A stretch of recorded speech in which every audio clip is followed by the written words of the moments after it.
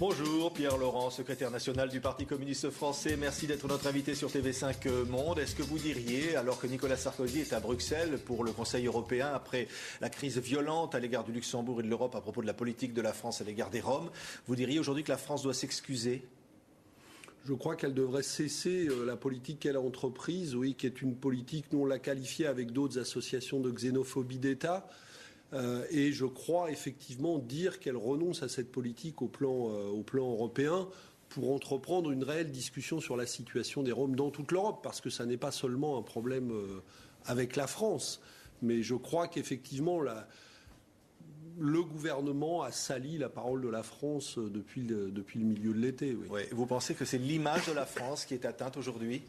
Bien sûr. Malheureusement, je constate que depuis du discours de Grenoble jusqu'à aujourd'hui, l'escalade du gouvernement n'a fait qu'amplifier la stupéfaction et la condamnation à l'étranger, en Europe et pas seulement en Europe, mais dans le monde entier. Donc je pense qu'effectivement, on vient de traverser un moment assez déshonorant pour la France. Et le gouvernement en sort abîmé, mais malheureusement la République française avec lui. La comparaison avec la déportation des Juifs qu'a fait Viviane Reding, elle s'en est excusée ensuite, la vice-présidente du Parlement de la Commission européenne. Aujourd'hui, vous diriez que, comme Arnaud Montebourg, finalement, c'est vrai qu'avant la déportation des Juifs, il y avait des mesures discriminatoires acceptables. Je ne crois pas. Il faut faire très attention avec ce genre de comparaison, parce que la déportation des Juifs, c'est l'extermination massive d'une population. Donc restons équilibrés dans les comparaisons historiques. Mais ce qui est extrêmement inquiétant, c'est que pour la première fois, et on n'avait pas vu ça depuis très très longtemps, effectivement, un gouvernement français a légitimé des propos qui relèvent de la xénophobie d'État. Non seulement les mesures à l'égard des Roms, mais quand dans le discours de Grenoble de Sarkozy, on dit que les Français d'origine étrangère, on ne voit pas très bien où ça commence et où ça s'arrête, les Français d'origine étrangère ne devraient pas, pour certaines questions, relever du même droit que les autres, on met le doigt dans un engrenage extrêmement grave et qui, c'est vrai, nous rappelle des périodes très sombres de notre histoire. Hier, à l'Assemblée nationale, ça a été très dur. Le président Accoyer a été même poursuivi dans les couloirs après avoir interrompu finalement les interventions orales sur la question de la réforme des retraites, qui a donc finalement été adoptée. Certains ont parlé de putsch, de forfaiture, demandé la démission d'Accoyer, affirmé dans l'opposition que Nicolas Sarkozy était derrière tout cela. Ce qui s'est passé hier au Parlement, c'est un coup de force contre le Parlement. On a stoppé le débat parlementaire en dépit du règlement de l'Assemblée nationale, règlement d'ailleurs qui est issu d'une réforme de la Constitution pourtant suscitée par ce gouvernement actuel. Mais on voit bien que le pouvoir qui est acculé, qui est très en difficulté dans le pays sur la réforme des retraites et sur d'autres questions, malheureusement sombre dans beaucoup trop de domaines, dans un autoritarisme extrêmement inquiétant. Ça ressemble à de l'abus de pouvoir en matière de justice, en matière de liberté de la presse, maintenant contre le Parlement, en matière sociale. On sait bien que la réforme, Nicolas Sarkozy, la réforme des retraites, avait prétendu qu'il allait la négocier avec les syndicats.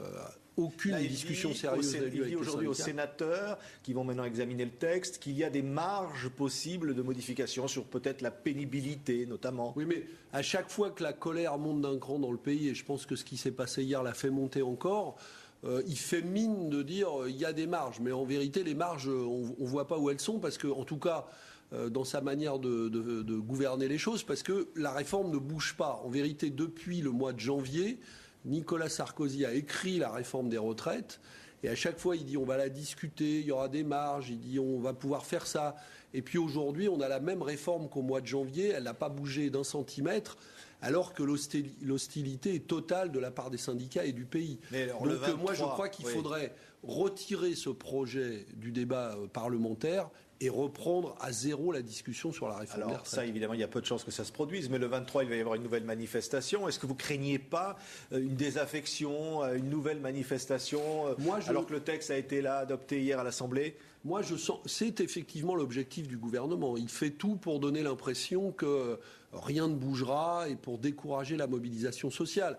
Ce que je constate, c'est qu'il fait ça depuis des mois, mais Le 24 juin dernier, il y avait des millions de gens dans la rue. Il y en a eu à nouveau des millions le 7 septembre. Et je crois, contrairement à l'objectif du gouvernement, qu'on va aller à nouveau vers une journée très forte du 23 septembre et peut-être d'autres actions. J'ai senti à la Fête de l'Humanité le week-end dernier que les gens étaient plutôt remontés et plutôt décidés à se battre. Et je crois que c'est pas en essayant d'impressionner comme ça, parce que cette manière du gouvernement, finalement, à chaque fois montre aux gens que c'est le mépris qui gouverne. Et je pense que ça fait plutôt monter la colère que le désespoir. Alors hier, et pour la première fois depuis que vous avez pris la tête du Parti communiste français, vous avez rencontré Martine Aubry, la première secrétaire du Parti socialiste. Vous vous entendez bien, visiblement. Vous avez des objectifs communs. Vous n'êtes pas tout à fait d'accord, notamment sur la retraite.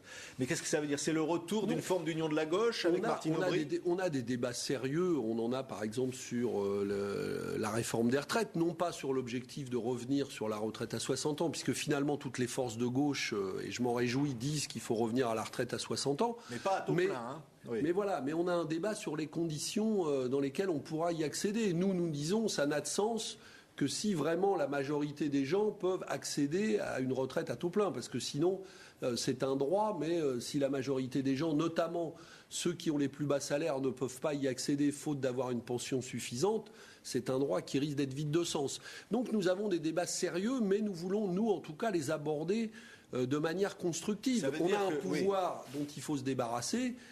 Il faut donc travailler à le remplacer. Ça ressemble à un accord de gouvernement. On est très loin d'un accord de gouvernement alors qu'il est. Oui, mais c'est-à-dire vous soutiendrez Martine Aubry éventuellement au second tour ou le candidat socialiste? Non, mais au second tour, on n'en est pas là. Au second tour, nous, s'il y a un candidat de droite à battre, on est toujours au rendez-vous pour battre le candidat de droite.